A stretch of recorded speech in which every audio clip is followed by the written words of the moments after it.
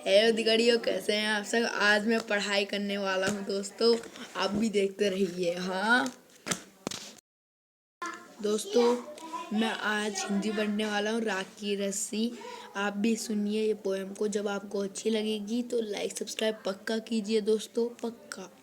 ठीक है, अब मैं आपको ये पोएम पढ़ के सुनाता हूँ, ठीक है। जो आपको समझ में आया, एक आपको ये पोएम राख की रस्सी में से कुछ समझ में आया, पक्का एक लाइक तो बनता है, एक सब्सक्राइब तो पक्का बनता है यार दोस्तों। अब मैं ये वीडियो आपको सुनाना स्टार्ट करता हूँ, ठीक है।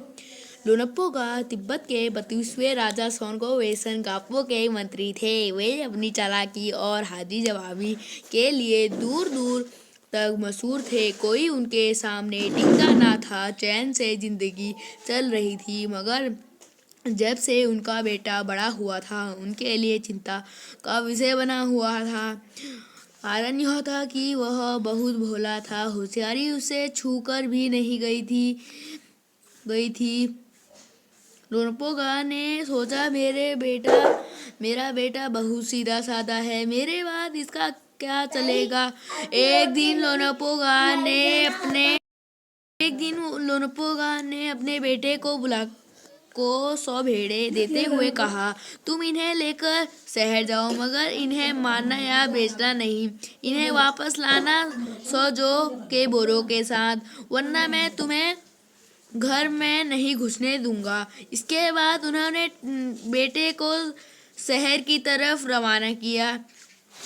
लोनप्पो का बेटा शहर पहुंच गया, मगर इतने बोरे जो खरीदने के लिए उसके पास रुपए ही कहाँ थे। वह इस समस्या पर सोचने विचारने के लिए सड़क किनारे बैठ गया, मगर कोई हल उसकी समझ में ही नहीं आ रहा था। वह दुखी था।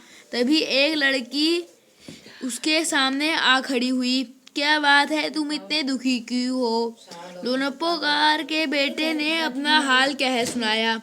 इसमें इतना दुखी होने की कोई बात नहीं, मैं इसका हल निकाल देती हूँ।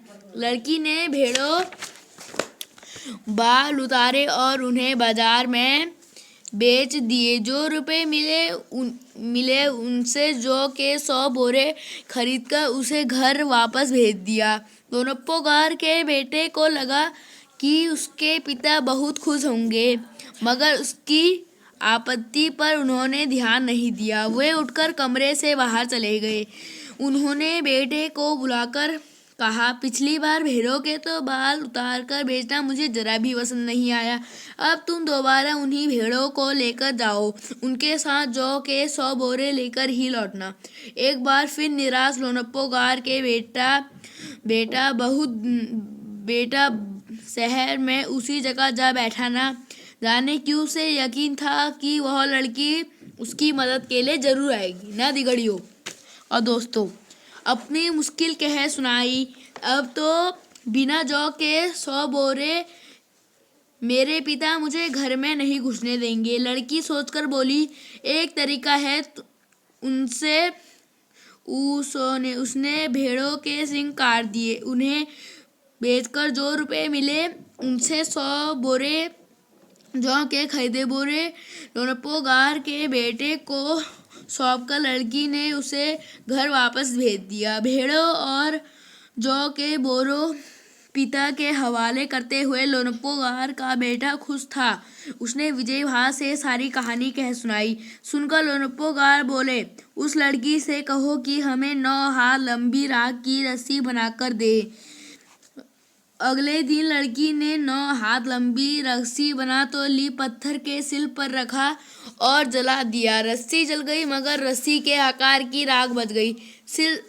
सिल समेत लोनप्पो के पास ले गई और उसे पहनने के लिए कहा। लोनप्पो रस्सी देखकर चकित रह गए। वे जानते थे कि राख की रस्सी को गले में पहनना तो दूर, उठाना भी मुश्किल है। हाथ लगाते ही वह टूट जाएगी। लड़की की समझदारी के सामने उनकी अपनी चालाकी धरी रह गई। बिना वक्त गवाए लोनप्पो ने अपने बेटे की शादी का प्रस्ताव लड़की के सामने रख दिया। धूमधाम से उन दोनों की शादी हो गई।